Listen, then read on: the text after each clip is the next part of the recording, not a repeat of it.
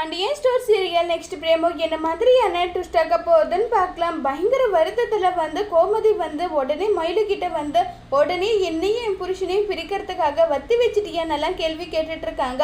உடனே பாண்டியன், இந்த பொண்ணை நான் பார்த்து கல்யாணம் பண்ணி கூட்டிட்டு வந்தேன் என்னுடைய பையனுக்கு.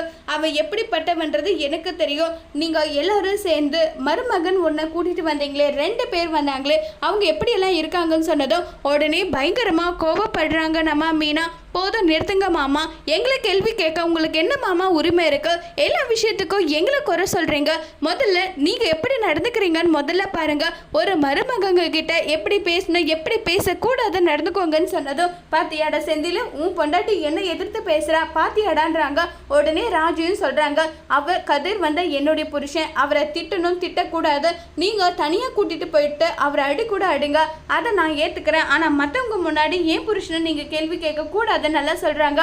உடனே கோமதி கிட்ட பாண்டியன், என் குடும்பம் தான் எனக்கு எல்லாமே நினைச்சிட்டு இருந்தேன். ஆனா நீங்க எல்லாரும் இந்த அளவுக்கு போராம குணமா இருப்பீங்கன்னு நினைச்சு கூட பார்க்கல. பெத்த பசங்களை அப்பனுக்கு கூட திட்ட உரிமை இல்லையா? அதை இந்த வீட்டில் தான் நான் பார்க்குறேன். இனி யாரும் எதுவும் சொல்ல மாட்டேன். நீங்கள் எக்கேடு கெட்டாவது போங்கன்னு சொல்லிட்டு, தங்கமயில சரவணன் மட்டும்தான் என்னுடைய சொந்தம். என் பையனா அது சரவணன் மட்டும்தான், மருமகனா தங்கமயில மட்டும்தான் சொல்லிட்டு பாண்டியன் பயங்கர கோபப்படுறாங்க. அதோட இந்த பிரமவை முடிச்சிருக்காங்க.